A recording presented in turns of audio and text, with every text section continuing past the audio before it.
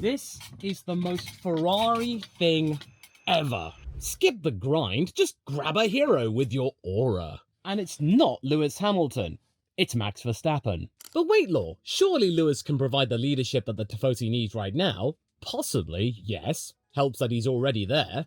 However, the entire Lewis Hamilton courtship felt off to me. As somebody who has been a Ferrari fan for a very long time, going back to the Schumacher era, and even though my main team is McLaren, with Audi coming in hot at the moment, I still wish Ferrari well. It just feels right, and when Hamilton signed up for Ferrari, I thought, well, this seems a little bit weird. Do Ferrari really need Lewis at this point? Because as far as I was concerned, the SF24 was in a pretty good place. No, it was in a very good place. Had it not been for that mid-season slump, they could have won the Constructors last year, missing out by only 14 points. The car looked really strong around Abu Dhabi. So it was just, to me, more of the same logic, please. So Hamilton, I thought, wasn't strictly necessary, but now that he's there, I do reckon that Tifosi wants him to succeed. But I think maybe everyone concerned at Ferrari is starting to accept that Lewis might not be the one.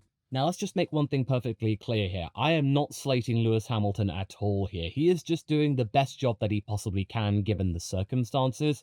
This move was mainly down to the car company sticking its nose in somewhere where it shouldn't, and hadn't since the 60s, by Enzo Ferrari's own desire. Seriously, the war between the road company and the race team, it's been completely erased.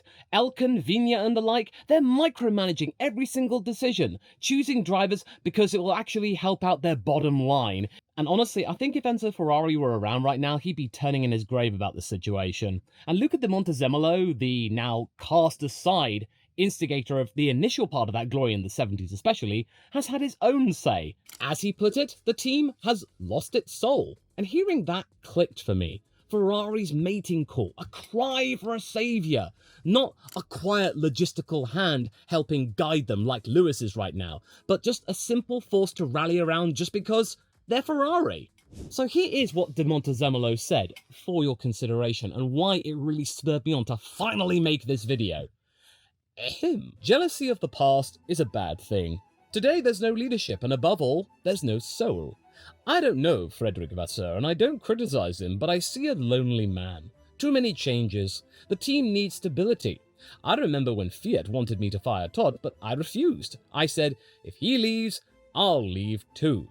Now, that is just solidarity in the face of adversity. And it really doesn't help that Luca apparently learnt that all of the photos with him in it at the Ferrari official museum are being removed. He's effectively being erased from their history. And you're just thinking, this is just yet another example of Ferrari letting tradition get in the way. Like what I talked about regarding John Barnard doing his own thing in Guildford rather than going to Maranello. And it actually did bring them glory in the 90s, but despite all of that, Piero Ferrari then comes out and say, phew, I'm glad that we're not doing that anymore because it just wasn't Ferrari. Even though it brought them really close with Schumacher to the title of Barnard car in 97. And also, Luca came in on the behest of Enzo himself as his personal assistant, a guy in his 20s, and then the following year he becomes the sporting director of that team, and oh, look who he managed to actually get, Niki Lauda. Luca's point is that Ferrari needs a central beacon of hope, a leader backed by everyone so the project survives storms and inspires unity. And hopefully the team is moving in that direction by extending Fred's contract instead of, doing another Ferrari thing and sacking them on an impulse. And key staff are leaving for better offers or from simple frustration. Because as I mentioned in a previous video from the other day, Audi has managed to pilfer the likes of Wolf Zimmermann, a key archetype in the 2026 engine project, and somebody who helped get Ferrari back on their feet at the beginning of the turbo hybrid era. And that instability shows on race days too. Sure, in terms of pit stops, Ferrari are pretty potent. They are quite quick, with 2-second pit stops. But they have now become synonymous with gaffes, mistakes, miscommunication, the clown me, need I say more? But Montezemolo's point holds. Without any stability, any clarity that Ferrari may have, under pressure, it gets completely erased.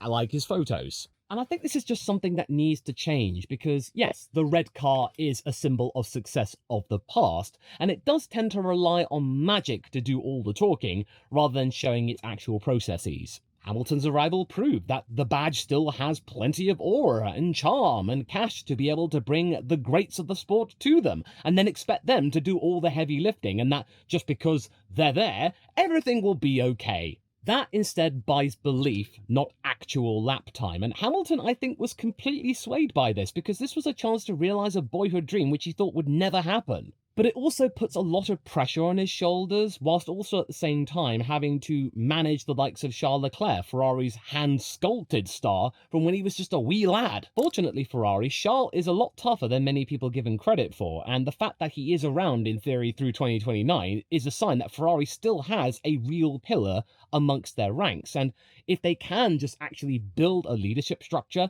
which works with Charles and maybe Lewis for the short to medium term, then maybe Ferrari doesn't even need to call upon the sirens to get Max Verstappen. The brand, yes, is brilliant, but the things that are going on behind the curtain, they're not so brilliant. Direction has slipped, people are leaving, and the car's lost performance over the winter. It hasn't gone how Ferrari hoped, and so really, John Elkann should leave the F1 team alone. He bragged about landing Hamilton as if that alone would make Ferrari great again.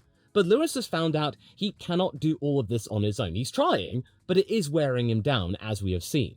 Therefore, Montezemolo is telling Maranello to do the unglamorous thing first, and maybe it might generate success that way. It may take a while, but just allow it to manifest itself. Vasseur has demonstrated time and time again in being able to manifest success. That even though the calls for a hero are still valid, Ferrari just simply needs to go to whoever they want. Yeah, more work needs to be done to make the product compelling inside and out, you know? This is something that really, really matters if the Verstappen courtship, which has happened, actually realises itself, instead of just remaining subjects for the spanner of speculation. Max has kept the door ajar for Ferrari, but only on winning terms. Only then will they be allowed to walk through said door. He won't move built on any romantic tendencies, unlike Lewis, who's now found out Mercedes could be likely to have the best engine for next year anyway.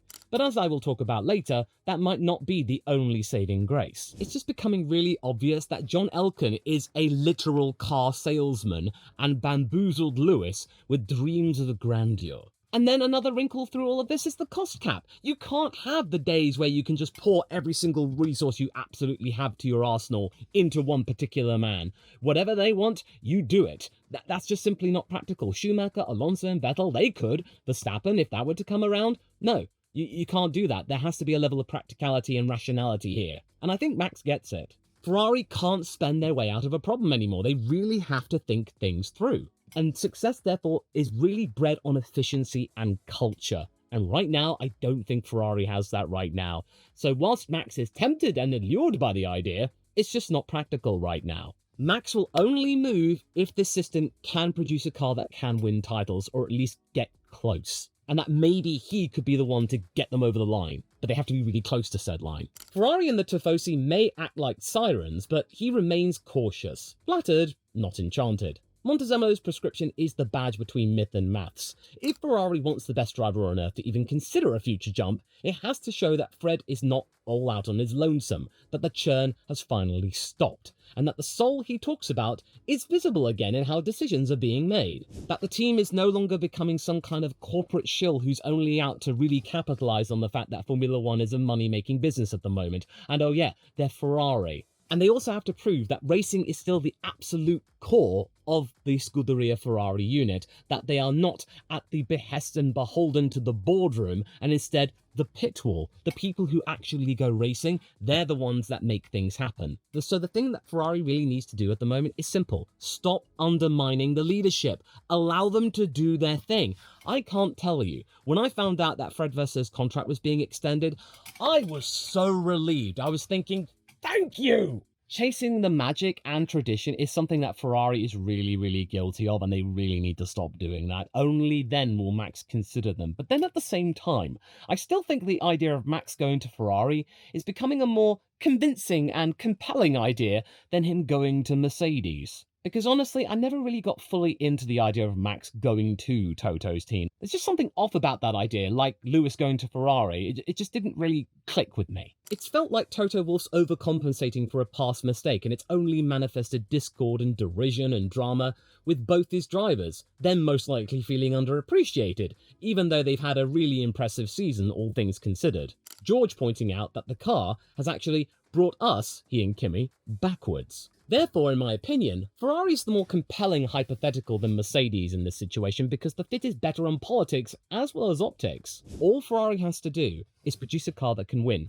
Simple as that. Then Max is sold. Whereas at Mercedes, I can imagine there would be a few more strings attached to that particular contract. How many sponsorship agreements is he going to have to do? What can he and can't he do? As we saw with Bottas, he wasn't allowed to do his nude calendars whilst he was a Mercedes representative. It might be a little thing, but it was something that was true to Valtteri. And something that is becoming very apparent and very true to Max is that he wants to do endurance racing. Would Ferrari allow him to do this? I would imagine so, in one of their machines to boot. Whereas Mercedes, Toto would be saying, no, Max, you're not going into one of our machines. You could get yourself possibly hurt and it would take yourself away from sponsorship agreements. No, Max, you are absolutely mine. You are 100% mine. I don't suspect Toto allowing Max these kinds of liberties. He is very much going to be put under extreme control from Stuttgart. I don't think it's a deal breaker in my opinion. And this goes without saying, Ferrari offers also a unique prize too. And Max has said so himself, I like to win, and if I get to win at Ferrari, that's even better. It might be a little bit of paraphrasing, but Verstappen is totally aware of the extra prestige that comes along when you do win with the Scuderia. When you win in red, it's one of the best things in the entire world. But it is something that Max is also having to point out to people that, yeah, that's good, but I also need to have a car that can do that.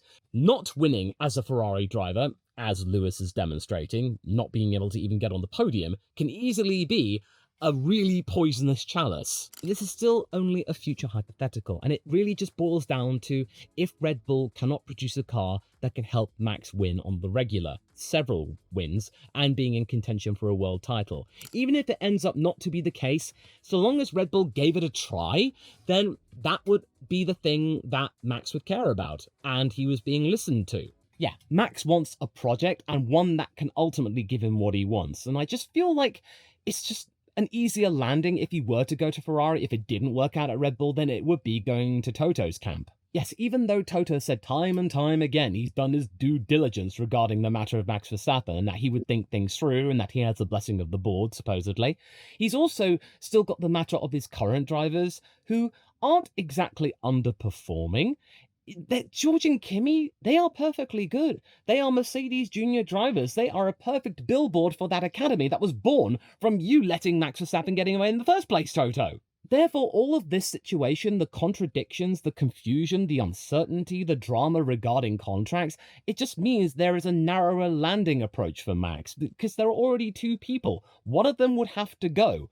And it seems like, based on all of the struggles that George Russell is having, he's trying to make it very, very clear to Mercedes that he does not want to be the one that makes way for Max, should that happen. But then even then, George says there's nothing wrong with Kimi, so it's only if it were a last resort sort of thing, you know? George would like having Antonelli around since, well, in terms of the qualifying and race head-to-heads, Russell is absolutely dunking Kimi at the moment. And also, Max really digs Kimi, and George digs Kimi. There's nothing wrong with that kid, according to both those men, veterans of the sport. And then James Allison's been playing down absolute engine advantages by stressing that aero and tyres could also be real swing factors underneath the new rules that not many people are talking about. If power unit supremacy does turn out not to be the main source of performance, then Ferrari's wider package progress, and promise to hit next year running with a very aggressive package, it may mean that the overall package may matter more than just having the most grunt, which is something that Mercedes were able to ride off the coattails of for a good few years at the beginning of the turbo hybrid era. But despite all of this, Ferrari, the Tifosi, they are so into Max Verstappen right now. This is part of the allure. The sirens, they're going, Max, we love you, we believe in you, we want you. And in both occasions, the Italian Grand Prix and the Emilia-Romagna Grand Prix, we've heard the synonymous anthem of Max Verstappen being played out by the fans, the Italians, and it easily taking Max aback and acknowledging the fact that they'd done just that. Maybe he's realising that in Italy, excellence conquers all. But then at the same time, Max may just be getting a sampling of that. If he were to be racing in red for Ferrari, for them, he would be carrying the entire country's hopes on his shoulders, and that is a very big cross to bear. Something that Lewis Hamilton has softened up for him for a little bit, but it's still something that is very, very apparent. And whilst that's nice, again, he wants performance to back him up, to be a brace for him on said shoulders. Add the familiar comparisons to Schumacher, in that he's a tenacious racer who's completely entrenched in his passion, and unafraid to call out incompetency or apathy, and therefore you would get admiration wrapped in wishful thinking. The Tifosi are looking at Lewis Hamilton right now, and whilst they really hope that next year could be his year, and that the new regulations spark something within him that we saw through 2017 and through 2020, there is still maybe some doubts or something like that. The foam is maybe coming out that Lewis might not be the one to usher in a sustained period of success. He might be able to provide some progress in getting Ferrari to that destination, but it might not be him that realizes the end point. There may be a growing sentiment that Max maybe, once his Red Bull time is over, could come to them and sort this mess out for them. But again, as I said, Max is not willing to do that. He needs the leadership to be already in a position where they are good to go, and Max is just the final piece in the puzzle. He is not going to be the first piece in that puzzle. But despite that, I still think Ferrari's a better bet than Mercedes. It's certainly a lot more interesting, because I thought that Mercedes had turned a corner this year, that maybe they got some closure in this regulation cycle, that they might have solved all their problems, but it turns out that they haven't. They've gone, as George said, a little bit backwards, and now third place is not looking as secure. They could easily be fourth place again, what with Red Bull suddenly getting their act together and Max now back on song, and hopefully Yuki is the same. But I think it is becoming quite clear that Ferrari and the Tifosi want Max to be the next man of Maranello. But does Max want to be the next man of Maranello? Because if he did want to be, he would be a very different man to the previous men of Maranello. Note Michael, Fernando, and Sebastian. Schumacher arrived in '96 as the central point of the rebuild, bringing Brawn and Byrne with him from Benetton, and Ferrari reorganising around a single axis of authority. That was a driver-led project with technical muscle in tow. Alonso and Vettel, they were big star injections into a team chasing its way back from disastrous years previously, each with space to be a de facto number one. They joined a Ferrari which revolved around them solely, without any other alphas getting in their way, be it in the technical or logistical or strategical departments. Max's case, though, is quite a bit different. For starters, there is a matter of conditional logic. As I have said, he will only come to Ferrari if Ferrari's already in a good enough position. Arguably, you could say that if Red Bull really fell off in 2024, if they pulled off a coup Ferrari and got Max in for 2025, then that could have easily been a good time for the Scuderia to nab Verstappen. Just in terms of where they were winning quite regularly, and they were in contention for silverware. And then also his current role is very, very unique and a very, very compelling one. It's a situation where Red Bull and Ford, they are putting Max on a pedestal, a pillar of their entire project. They value him, they want him, they acknowledge what he can do, and they are willing to listen to him. Some might say that Max has stolen control from everyone at Red Bull, but I would just say, well, he's got 4 world championships, he knows what he's talking about, and it's important for Red Bull to acknowledge that success and realise that it's not something that will be lasting there forever, so you may as well make the most of it while you still have him. Then at the same time, Max leaving that team, it wouldn't be just some kind of simple switch or anything like that, because he's been around for nigh on a decade, and as Hamilton has proven, after being around at a team for over a decade in his case, it is a very jarring process in order to try and change up absolutely everything you know about going racing. The destination is also really, really crowded. I remind you, Charles Leclerc is there and is going to be there for a good few years yet. Lewis Hamilton is going to be around for the first couple of years of the regulation cycle, which is why I am stressing to you now that I do not see Max actually arriving in that team anytime soon. Or if it's a situation where Red Bull completely drop the ball and there is no hope, and they just end up with a mutual agreement and say, yeah, okay, Max, we did the best we could, but yeah, you're free to go. But it does mean, though, that with Vasseur, Hamilton and Leclerc there, Max would not be arriving at Ferrari for a few years as the unquestioned leader. No, that's just not possible. Past greats of Ferrari, they were able to much more easily join the Ferrari hierarchy and establish their own. So in order to try and convince Max, they have to, Ferrari, start winning again consistently with two megastars already in their ranks. They can't do anything else. Other than that, Max will not be interested. He'll just stay at Red Bull, or he'll go and do endurance racing full time. That for Ferrari is a much higher bar to cross. I am this convinced about Max being Ferrari's next shiny object because of this specific chanting though. It wasn't merely a simple loud cheer or mark of respect, it was very unique to him, and even he was taken aback. I am also convinced that the Tifosi are not looking to replace Lewis Hamilton at once. They're more than happy to give him the chances that he needs, that perhaps he can make the backroom talks he's talked about conjure something up something special. And Vasseur said the Monza crowd gave him an extra lift across the weekend. These are signs that the fanbase has not yet grown cold regarding Lewis Hamilton. And context matters too a little bit. When Lewis Hamilton was beating Ferrari on the regular, whenever he arrived at the Italian races, the Tifosi, Ferrari fans, they'd be booing Lewis for being the person denying Ferrari any glory. This year though, him racing in red, and last year when he was going to be racing in red in the future, the crowd were cheering him, whilst also serenading his rival, and you could easily then say that the message is simply a straightforward one, that no matter what happens, the Tifosi will be cheering their own, whilst also doffing their cap to anyone who's actually showing they are a natural-born racer.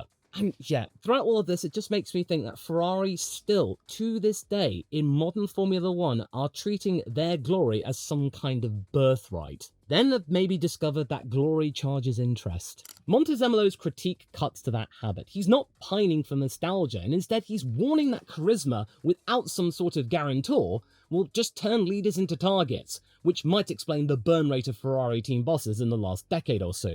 The solution is just to keep the romance, keep the charm of Ferrari because it's intrinsic to Formula 1, but choose to spend the resources a little bit differently. Use the badge as some means to protect the structure, not just using it as some kind of calling card just to get the best people just because it's Ferrari. You need to start proving to anyone, not just Max, but also any employees, that working for Ferrari is going to be a really good time. The Vasseur extension has hinted at this shift, a multi-year mandate only mattering if it buys immunity from panic and the patience to carry a plan through a regulation reset.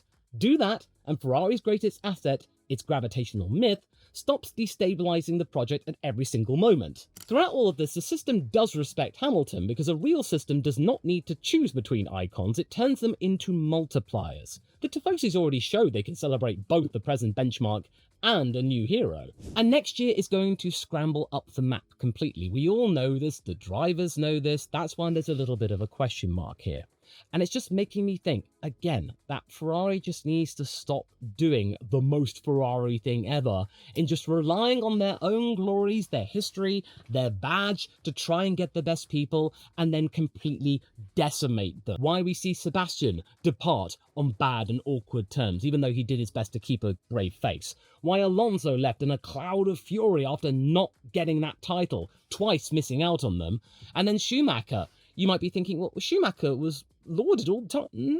No, in his documentary it became clear that come 2000, without a world title, people were starting to lose patience with the German. So Ferrari, they just need to make stability their core feature. Only then are they going to make Max even more interested and go beyond first base. So just trust the process, Ferrari. Don't keep throwing people out at the first sign of trouble. Don't just rely on your badge. So for me, the most Ferrari thing ever should be something different. It should not be glory hunting. It should be proving that they can save themselves. And I will save you the bother of choosing your next video by offering up this one. I'll be right back. I've just got to go and make myself a little bit more comfortable. I'll see you there.